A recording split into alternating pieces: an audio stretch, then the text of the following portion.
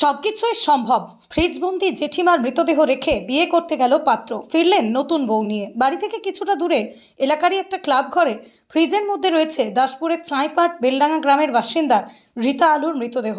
সোমবার দুপুর নাগাদ শারীরিক অসুস্থতার কারণে মৃত্যু হয় রীতার। আর মঙ্গলবার ছিল পরিবারেরই এক সন্তান সরোজ আলুর ছেলে সৌরেনের বিয়ে।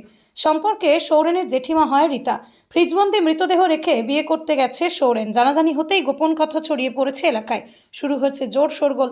তবে পরিবারের সদস্যরা একটাই দাবি করছে, কষ্টকে বুকের মধ্যে আটকে রেখে বিয়েবাড়ির আয়োজন করতে হয়েছে, কারণ মৃতের 6 মেয়ে বাইরে থাকে, সেই কারণেই ফ্রিজের মধ্যে রাখতে হয়েছে মৃতদেহ। আনন্দের সাথে নয়, দুঃখের সাথেই হচ্ছে বিয়েবাড়ি। বিয়েবাড়ি থেকে কিছু দূরে ক্লাবে মৃতদেহ রাখা নিয়ে দিয়েছে বিবাদ। ক্লাবের এক সদস্যের দাবি, অবিলম্বে মৃতদেহ এখান থেকে সরিয়ে নেওয়া হোক। এইভাবে কখনো একটা অনুষ্ঠান বাড়ি করা যায় না। ইতিমধ্যে ক্লাবের তরফ থেকে থানায় জানানো হয়েছে বলেও দাবি করেন তারা। তবে মিতার পরিবার ও আত্মীয় সকলেরই দাবি, আজ বিয়েবাড়ির প্রীতিভোজ, বুধবার মৃতের মেয়েরা আসলেই হবে মৃতদেহ দাহ। ঘটনায় ইতিমধ্যেই পড়ে গিয়েছে শোরগোল।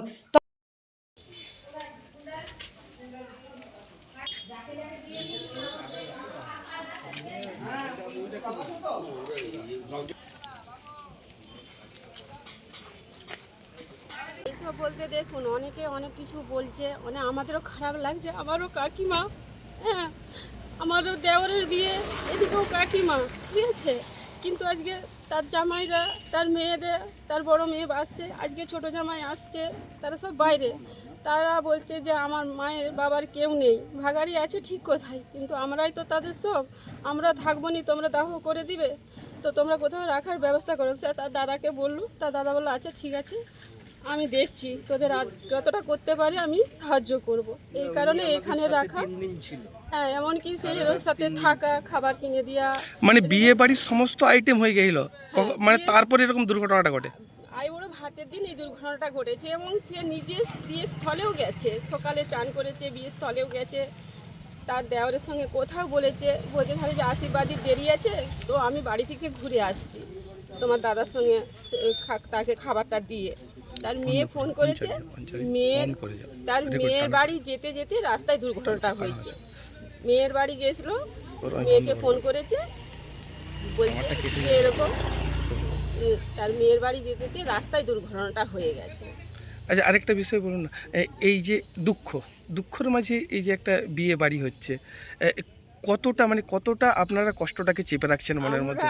আমরা যেভাবে কষ্টটাকে চেপে রাখছি, আমাদের যদি প্রকাশে আনার হতো আমরা আনতাম, কিন্তু সমাজ, আমার এখানের লোকও আমাদেরকে দোষ দিচ্ছে। কিন্তু কেউ এই সিচুয়েশনটা দেখছে নি যে বিয়ে বাড়িটাকে আমরা কেন্দ্র করিনি। ওদের বাবা মেয়েরা আছে, মেয়েরা আমাদের কাছে আবদার করেছে যে তোমরা একটু রাখার ব্যবস্থা করো, সেই কারণে ওদিকে।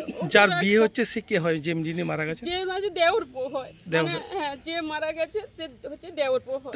মানে কালকেই বিয়ে ছিল? কালকেই বিয়ে ছিল। আর ওনার নাম, যার বিয়ে হচ্ছে? সবিক আলু। আর যিনি মারা গেছেন? রীতা আলু।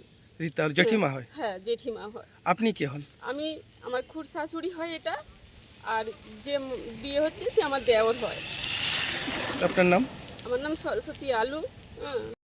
একটা ফ্রিজবন্দি মৃতদেহ বিয়ে বাড়ি। হ্যাঁ, আমরাও তো দেখলাম যে সোমবার দিন সকাল থেকে নাকি রাখা হয়েছে ওখানে, লাশটিকে নিয়ে এসে ওনাদের কি ভেতরে নাকি কি বিয়ে বাড়ি চলছে, সেই জন্য নাকি এখন লাশ জ্বালানো যাবে না।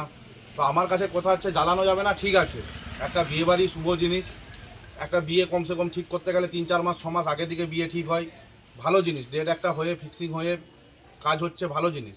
কিন্তু আমার কাছে কথা হচ্ছে যে আজকে একটা গ্রামের সংস্থা, একটা ক্লাব, একটা পাড়ার সংস্থা, একটা ক্লাব, আজকে সেই জিনিসটাকে কেন ব্যবহার করা হচ্ছে? তার তো আরও বাড়ি আছে, বা আমাদের পঞ্চায়েত থেকে মানে সরকারি যারা, মানে আমাদের প্রতিনিধি যারা আছে গ্রামের অঞ্চলের, হ্যাঁ, তারা তো একটা সরকারি সংস্থা দেখে দিয়েছিল, শ্মশানের পাশে একটি ঘর দেখে দিয়েছিল, সেইখানে না রেখে কারোর সাথে না, গ্রামের কারোর সাথে না কোনো কথা বলে, কোনো না করে নিয়ে আজকে সোজা নিয়ে এসে লাশটিকে ক্লাবের মধ্যেই বা কেন ঢোকানো হলো? এই নিয়ে আমাদের পাড়ার অনেকেরই বিরোধিতা আছে। হ্যাঁ, অনেক কিছু গন্ডগোল হয়েছে, আমরা প্রশাসনিক লেভেলেও গিয়েছিলাম, কিন্তু কোনো সাহায্য আমরা পাইনি।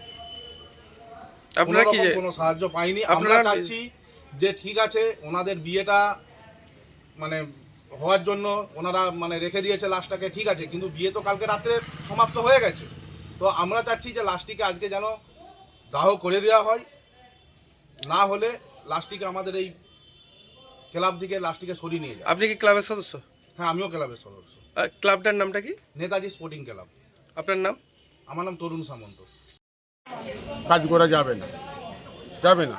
আজকে সেই অনুযায়ী এই পরিস্থিতিতে তারপর দাহ করলে বিয়ে বাড়িটাও হতো না, হ্যাঁ, দাহ করে দিলে বিয়ে বাড়িটাও তো হতো না, না সেটা হয়তো একটু আটকে যেত, বিয়ে বাড়িটাও সেটা হয়তো হতো একটু না। আটকে যেত, অসুবিধারও ব্যাপারটা ছিল। হুম, মানে দুটোর এমন একটা জায়গায় পরিস্থিতিতে আমি পৌঁছে গেছি যে এদিকটাও আমাকে দেখতে হচ্ছে এবং সেদিকটাও আমাকে দেখতে হচ্ছে, জামাইদেরও আমাকে আবদারটা রাখতে হচ্ছে, এছাড়া আমার কাছে কোনো রাস্তা ছিল মানে না। আজকে বরকনে বাড়ি ঢুকলে তারপরে দাহ করা হবে, হ্যাঁ হ্যাঁ হ্যাঁ, না তাহলে আমার বড় জামাই কালকে নামলে আমি দাহ করতে পারবো। কালকে হ্যাঁ, কালকে নামবে সকালবেলা ভোর 6টায়। বড় জামাই বড় মানে বোন- আজকে তাহলে বউ ভাতের অনুষ্ঠানটা হয়ে যাচ্ছে। আজকে বউ ভাতের অনুষ্ঠানটা হ্যাঁ রাত্রে হয়ে যাবে, 10টা 11টার মধ্যে কমপ্লিট হয়ে যাবে। কালকে সকালে তাহলে মৃতদেহ দাহ করা হবে? হ্যাঁ, কালকে সকালে মৃতদেহ দাহ না বিকেলে হবে? না সকালে 6টার মধ্যে বড় জামাই বড় বোন পৌঁছে যাবে। ওরা বাইরে থাকে? ওরা বাইরে থাকে, ওরা অলরেডি গাড়িতে আসছে। মানে যার বিয়ে হচ্ছে সে আপনার কে হয় আর যিনি মারা গেছেন সে আপনার কে হয়? যার বিয়ে হচ্ছে উনি হচ্ছে আমার খুড়তুতো ভাই, হ্যাঁ। যিনি মারা গেছেন উনি হচ্ছে আমার খুড়তুতো কাকিমা। আপনার নাম? আমার নাম হচ্ছে রাজু আলু, আমার বাবার নাম বিশ্বনাথ আলু। আচ্ছা, আমাদের তো হিন্দু সমাজে এইটুকুলে তো গ্রাম বাংলায় কটূক্তি আছে, তাহলে মানুষের কটূক্তি কানে আসছে। হ্যাঁ, সে তো দেখুন, আজ সমাজে বাস করতে গেলে 50টা মায়ের ছেলে আছে, 50টা মায়ের মেয়ে আছে, সে 50 জন কেউ কটু কথা বলবে, কেউ ভালো বলবে, যার বিবেচনা যেরকম।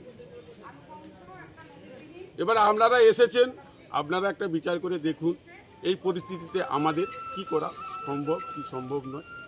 এই জায়গায় আমরা এখন দাঁড়িয়ে আছি, আর আমার বলার কিছু নেই।